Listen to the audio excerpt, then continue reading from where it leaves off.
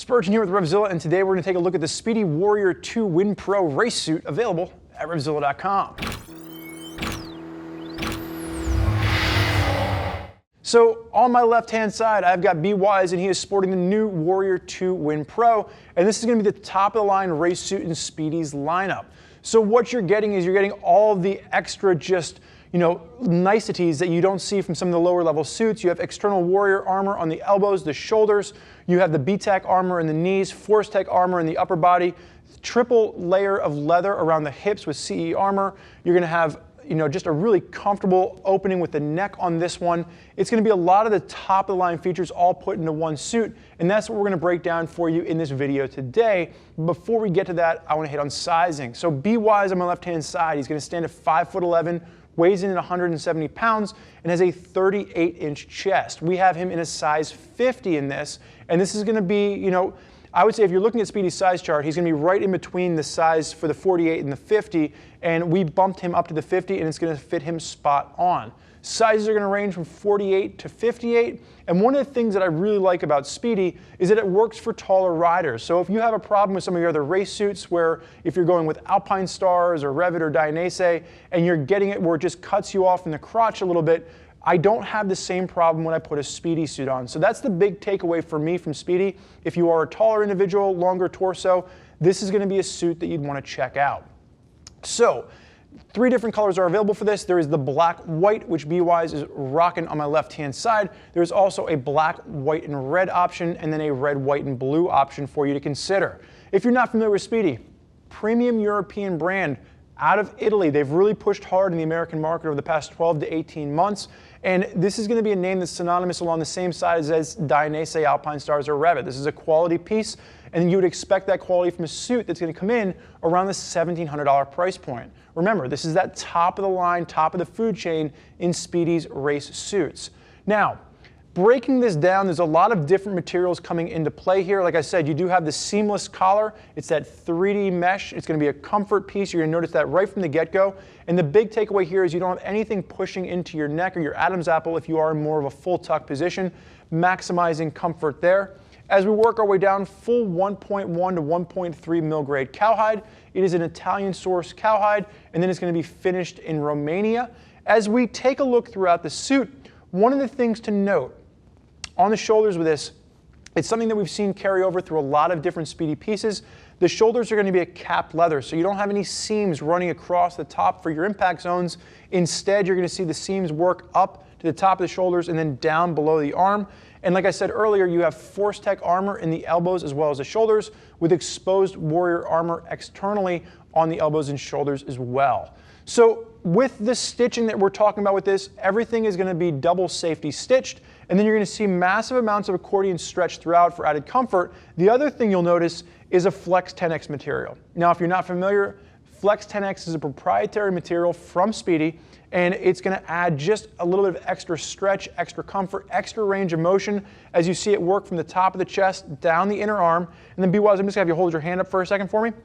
Velcro at the cuff with this.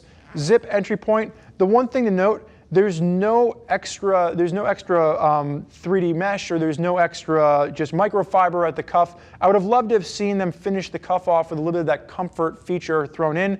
Instead, it's just going to be that clean cut line. I have no problem with that as you are wearing full race gloves over top of it, but just a little bit of microfiber underneath would have added for the comfort just a little bit. You can go ahead and throw the hand down. Working our way down the chest. Quick note here. The Spidi logo is going to be sewn on. It's not going to be just laser etched on. It's not going to be painted on. It's going to be a sewn on Spidi logo. So this is going to be a turning point for a lot of people. Like, there's those people out there that want maximum, weight savings from their suits. So they're going to look at that and they're going to say, oh, that's, undue. It's unnecessary. I like this. So for me personally, I like the hand touch. I like the sewn on logo. It just adds a little bit of flair to this style, in my personal opinion. As we work our way down, one of the things to note, the knee armor on this is going to be a B-Tech knee armor, and the knee armor is adjustable from the inside. The other thing you'll notice is that there's a micrometric slider system. So with the knee armor on that, there's going to be numbers with indentations working its way across the top as well as the side of the knee slider, so you can make sure when you replace your knee slider, you replace it in the same place every time. just that little attention to detail that is something that Spidi is known for in their higher level suits. You don't get it with their lower level stuff. Be wise at this point, I'm gonna have you face sideways, throw the hand in the rider position. So one of the things you'll note, massive amounts of accordion stretch. The accordion stretch is going to work down the inside of the lats, and it still retains its shape nicely. Some of the lower level pieces from Spidi, when they put the accordion stretch on, it doesn't retain the shape as nicely. So I like that it holds an articulated line, and you're going to have accordion stretch at the top of the bicep and then the back of the elbow as well. The other thing you'll note, Warrior armor is going to be included on the elbow with that replaceable slider. So if you're pulling a Marquez and you're grinding that slider along the ground with your elbow, you can actually replace that if you wear through. Working our way down the body, I want to stop and focus on the armor at the hip for a second, because we see a lot of manufacturers putting the exposed external armor on the elbows and the shoulders. What we're seeing Spidi do with their Warrior armor is they're now including that exposed Warrior armor on the hip. In addition to that, there's going to be CE level armor on the inside of this as well.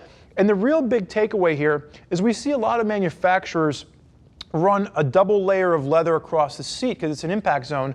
What we're seeing Spidi do is they're going to continue that double layer of leather all the way around to the hips, and then from the hip armor around to the front. So you have this large band of 2-layered leather.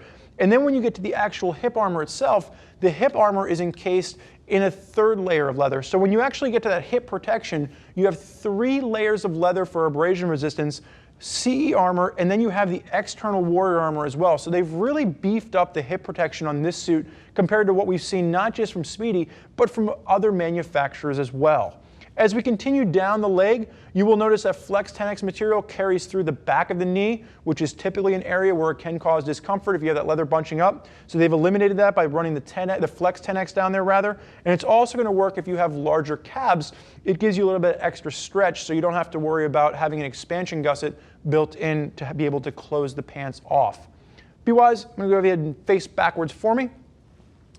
Starting at the top on this, you do have that 3D mesh, which is going to be a comfort feature if you are, in a full tuck position. Your head is cocked all the way back, and then you will have a full speed hump on this, and there will be the addition. You will see there's a zipper here, so if you want to add the hydration bladder to it, you can add a hydration pack to the back, and then you can run the hose around and into your mouth for when you're out there on the track or if you're racing. And then as we work down to the yoke of the suit, you're going to have the Spidi logo is going to be silkscreen onto the accordion stretch, the same way we're seeing it done along the accordion stretch underneath the lats. Just full range of motion. It's going to work all the way around, and then it's actually going to go a little bit past the hips, just to make sure as you're sliding yourself back and forth in the motorcycle, you're articulating your turns, you have that full range of motion. And then when you get down to the seat, you are going to have coccyx protection along your tailbone, and you will have that double layer of leather that's going to continue all the way down. Now, as always, it's a race suit, so you're not going to have a back protector built in with this, but if you are looking for a standalone option, Spidi does have the Warrior 2 back protector as a standalone option that would work great with this suit. Be wise, you can go ahead and face forward for me. So the one thing to note is that the liner on this is going to be a fully removable liner, and it's done in a 3D mesh, and it's probably my biggest nitpick with this suit. It has a tendency to bunch up. I was actually talking to B-Wise earlier. He's trying to get the suit on, and he was having trouble getting it over his legs because it kept bunching up on him. So you really have to make sure that you kind of fine-tune exactly where the liner is installed, and then you have to kind of like slowly put it on over your legs. Once you get it on over your legs, I don't have too many problems with it from the top half up, but it does get a little bit bulky down there around your calves and around your ankles. So just keep that in mind. The one thing to note on my older Spidi suit, it's a non-removable liner, and I love it. I put it on, I have no problems with the liner. Problem is, it smells horrible. So the one thing you get with this is being able to remove that liner. You do get the availability to be able to wash the liner and keep your suit smelling just maybe a little bit nicer, than after you pour sweat into it all day on a track day.